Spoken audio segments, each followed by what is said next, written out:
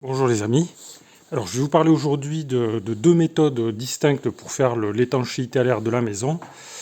Je vais vous montrer un peu la méthode que moi j'ai employée. Donc moi j'ai utilisé en fait le film d'étanchéité à l'air de marque Soprema. Alors j'ai pas de lien sponsorisé avec eux, hein. Donc que j'ai fixé sur les fourrures que vous pouvez voir ici. Vous voyez, donc on a un système ici avec des suspentes, des fourrures. Et là, je collais avec du scotch double face ici, donc le film par vapeur sur cette partie-là, sur ces fourrures. Ce qui fait que quand on regarde un peu comment c'est fait, on voit que donc on a l'étanchéité à l'air qui est faite ici. Alors il y a une jointure qui est faite avec du scotch spécial entre chaque lait de par vapeur là. Et puis ici, dans cet espace-là, entre la fourrure et la charpente, ici, il va y avoir l'isolant, c'est-à-dire que... Bon, donc là, on a les plaques de plâtre. Il va y avoir l'isolant, c'est-à-dire c'est de la ouate de cellulose qui va être soufflée, ok, qui va remplir cet espace.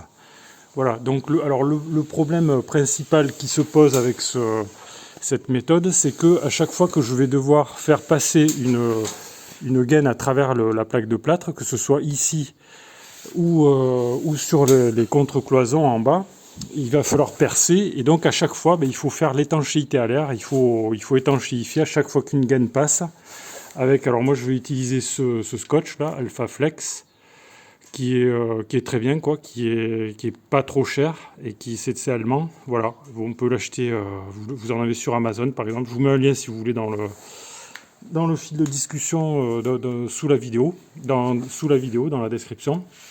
Alors voilà, donc la première méthode, on fait pardon, une étanchéité à l'air comme ça, donc en plaquant ça sur les fourrures ici. Et donc après ça demande pas mal de travail, je pense, pour parfaire l'étanchéité. Alors une deuxième méthode qui est possible, qui est peut-être qui demandera moins de travail, mais enfin qui demande du travail quand même, hein, ça consisterait à plaquer ici le film d'étanchéité à l'air directement sur la charpente ici, comme ceci, avec des tasseaux, des lithos ou ce qu'on voudra, quoi, comme ceci. On va donc les fixer avec des vis comme ça, et donc on va se retrouver avec le film d'étanchéité à l'air qui va se retrouver plaqué comme ça sur la charpente, ok. Donc, et on va avoir ici un vide technique, donc vide technique qui sera entre ici et la plaque qui est là. Donc on a un vide qui va permettre de faire passer toutes les gaines nécessaires au bon fonctionnement de l'habitation, donc notamment tout ce qui est ventilation, VMC, double flux, etc. Tout ce qui est électricité. Et là, on peut percer en réalité, une fois qu'avec ce système, puisqu'on a l'étanchéité à l'air qui est en haut, on peut percer les plaques. Ici, on n'a pas besoin de s'embêter à chaque fois à faire l'étanchéité chaque fois qu'on perce, quoi. Voilà, donc ce sont deux méthodes différentes. Alors le problème, c'est qu'avec cette deuxième méthode, si on met le film ici, sur la partie haute, on ne peut pas faire reposer sur ce plastique-là l'étanchéité, la ouate de cellulose, si on veut en mettre, puisque c'est pas assez solide, quoi, c'est pas assez résistant. Par conséquent, on ne peut utiliser cette méthode qu'avec de la laine de verre en rouleau, quoi. Voilà, c'est une méthode d'isolation radicalement différente, on va dire. Voilà. Voilà les amis. Alors j'ai eu dans les commentaires, il y en a qui m'ont dit oui, mais de toute façon, à un moment donné, là tu perces en fait. Tu perces tes plaques, tu perces quand tu visses ta plaque de plâtre par dessous là. Tu vas percer ton film. Et donc l'étanchéité n'aura pas lieu. Ben si, en fait, parce que quand la vis, elle vient se forcer contre le rail, là, contre la fourrure, ça bloque ça fait l'étanchéité, quoi.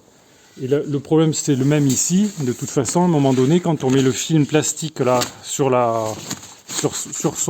sa charpente, à un moment donné, on est bien obligé de visser ceci sur la charpente, ok, et par conséquent on va percer, là on est obligé de percer, il n'y a pas le choix, quoi. On perce, mais avec la pression ça fait l'étanchéité, quoi. Voilà les amis ce que je pouvais vous dire. Donc dites-moi ce que vous en pensez dans le fil de discussion. par rapport à la méthode pour l'étanchéité à l'air. Si vous avez des remarques ou des questions ou des commentaires à faire, vous pouvez les faire donc dans le fil de discussion. C'est toujours intéressant d'en discuter. Vous pouvez vous abonner à la chaîne si vous ne l'avez pas encore fait, comme ça vous verrez l'évolution du chantier. Là, je suis en train de finir donc le plafond. Et puis, cliquez sur le pouce j'aime si ça vous a intéressé. Merci pour votre attention et à bientôt pour de nouvelles vidéos.